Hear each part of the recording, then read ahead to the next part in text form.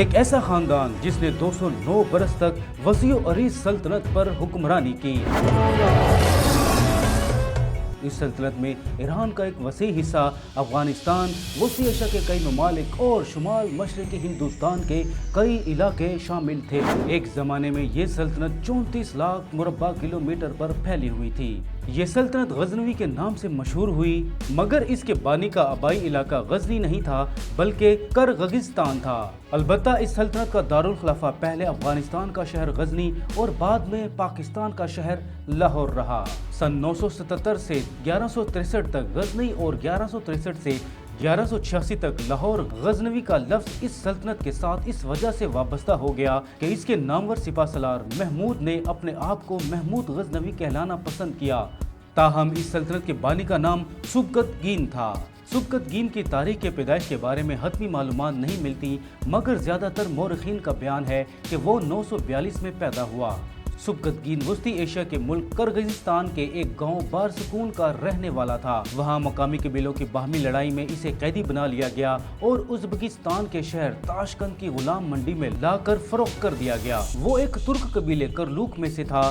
Sabkat gain کو خریدنے والے تاجر کا نام نصر حاجی تھا جو اسے بخارا شہر لے آیا۔ اس نے اسے ساسانی حکمران الپتگین کے پاس فروخت کر دیا، جس نے اس کی تعلیم و تربیت کا انتظام کیا اور اس کی خدا داد صلاحیتوں کو پہچانتے ہوئے اسے ترقی کرنے کے بہترین مواقع فراہم کیے۔ اور جب اس کی شخصیت میں پختگی اور نکھار پیدا ہو گیا تو اس نے اسے آزاد کر کے افغانستان کے شہر غزنی بھیج دیا اور اسے امیر الامراء کا لقب عطا کر کے اہم ذمہ داریاں سونپ دی۔ پھر الپتگین نے سامانی سلطنت کے خلاف بغاوت کر دی اور جنوبی افغانستان کی اہم ریجن زابلستان پر قبضہ کر لیا۔ زابلستان صوبہ غزنی اور صوبہ ترابل پر مشتمل تھا اور قندھار کا کچھ علاقہ بھی اس میں شامل تھا۔ اس قبضہ کو قابل عمل بنانے میں بطور ایک کمانڈر سبکت گین کا کردار بہت اہم تھا، جس پر خوش ہو کر الپتگین نے اسے جرنیل کے عہدے پر ترقی دے دی اور اپنی بیٹی کے ساتھ اس کی شادی بھی کروا دی۔ سبکت گین نے اپنے سسر الپتگین کی وفات کے بعد اس کے بیٹے ابو اسحاق کے لیے بھی خدمات سر انجام دی۔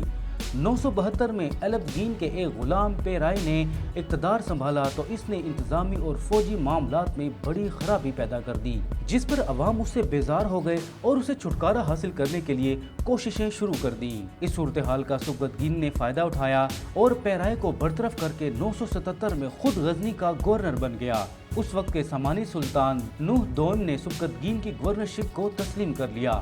سبکت گین نے بعد میں سامانی سلطنت کو اپنی فتوحات کے ذریعے شمال میں غزنی سے بلخ تک، مغرب میں ہلمند اور موجودہ پاکستان کے کچھ علاقوں تک وسعت دے دی۔ یاد رہے کہ سبکت گین کو اس وقت کے عباسی خلیفہ قادر باللہ نے بھی اپنے زیر قبضہ علاقوں کا نگران مقرر کیا تھا۔ جب 977 میں سبکت گین نے غزنی کی گورنرشپ سنبھالی تو توغان کے امیر نے اس کی مخالفت شروع کر دی۔ امیر سبکت گین نے اسے سبق سکھانے کے لیے قندھار اور اس کے ملحقہ علاقوں پر فوج کشی کی اور وہاں پر قبضہ کر لیا۔ یہ علاقے اس وقت ایک ہندو بادشاہ مہاراجہ جیا پالا، جسے اردو تاریخ میں جے پال بھی لکھتے ہیں، زیر حکمرانی تھے، جو 964 سے حکمران چلا آ رہا تھا۔ اس وقت کی ہندو شاہی روغمان سے کشمیر تک اور سرہند سے ملتان تک پھیلی ہوئی تھی اور پشاور اس کا صدر مقام تھا۔ یہاں یہ بھی یاد رہے کہ ہندو شاہی 850 سے لے کر 1026 تک قائم رہی۔ مہاراجہ جیا پالا نے سبکت گین کے اس اقدام کو اپنے اقتدار کے لیے خطرے کی گھنٹی سمجھا اور غزنی پر حملہ کرنے کا فیصلہ کر لیا۔ اس مقصد کے لیے اس نے 1 لاکھ سپاہیوں کی فوج تیار کر لی۔ جواب میں سبکت گین کی فوج کی تعداد بہت کم تھی، مگر ان میں جذبہ ایمانی بہت زیادہ تھا۔ مہاراجہ کا غزنی پر حملہ اس کے لیے خوفناک نتائج لے کر آیا اور اسے نہ صرف عبرتناک شکست سے دوچار ہونا پڑا بلکہ وادی کابل سے لے کر خیبر پاس تک کا سارا علاقہ اس سے چھن گیا۔ یہ جنگ کابل کے قریب رغمان کے مقام پر لڑی گئی۔ اس شکست کا بدلہ لینے کے لیے مہاراجہ جیا پالا نے سلطنت دہلی، اجمیر کالنجر اور کنوج سے فوجی دستے منگوائے اور 1 لاکھ کی تعداد میں فوج اکٹھی کر کے کشمیر کے اندر دریائے نیلم کے کناروں پر سبکت گین کی فوج پر حملہ کیا، مگر سبکت گین کے مجاہدوں نے ایک بار پھر اسے खौफनाक शिकस्त से दो चार कर दिया और अफगानिस्तान का बड़ा हिस्सा पेशावर और दरिया नीलम के मगरिब में मौजूद तमाम इलाकों को अपनी गजनी सल्तनत का हिस्सा बना लिया। इस बदतरीन शिकस्त पर हिंदू महाराजा जयपाल को बतौर तावान सुबकतगीन को 10 लाख दिरहम अदा करने पड़े। तमाम अफगानों और खिलजियों ने जो इन इलाकों में आबाद थे सुबकतगीन की इताअत कबूल कर ली और बाद में इनमें से बहुत से अफराद ने सुबकतगीन की फौज में शमूलियत इख्तियार कर ली।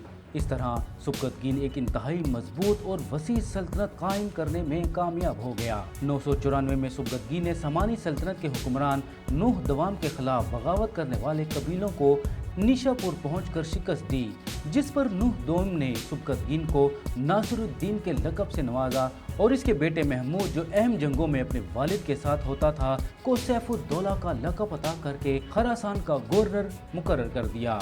सुबकतगीन की हुक्मरानी मौजूदा अफगानिस्तान और पाकिस्तानी बलूचिस्तान के शुमाल मशरकी इलाके खसदार तक फैली हुई थी। सुबकतगीन ने जहाद के नाम पर अपने तमाम हिंदुस्तानी इलाकों में अपनी अमलदारी बढ़ाने के लिए लातादाद मसाजिद तामीर करवाईं, जिसके नतीजे में बेशुमार गैर मुस्लिम दायरा इस्लाम में दाखिल हो गए और मुस्तकबिल में हिंदुस्तान पर कई सदियों तक मुसलमानों की हुक्मरानी की राह हमवार हो गई। सुबकतगीन अपनी जुर्रत, दलेरी और जंगी हिकमत अमली के बाइस अपनी कायम करदा सल्तनत को बेहद वुसअत देने की सलाहियत रखता था, मगर जिंदगी ने उसे मजीद मोहलत न दी। अगस्त 997 में सुबकतगीन बीमार हो गया और बल्ख से गजनी तक के सफर के दौरान रास्ते में ही वफात पा गया। सुबकतगीन ने 20 बरस तक हुक्मरानी की। सुबकतगीन की वफात के बाद उसके बेटे महमूद गजनी ने अपने वालिद के ख्वाबों की ताबीर की और एक अजीम इस्लामी सल्तनत कायम करने में कामयाब हो गया। नाजरीन, सुबकतगीन के हवाले से आपको आज की हमारी ये वीडियो कैसी लगी, कमेंट सेक्शन में अपनी राय का ज़रूर इज़हार कीजिए।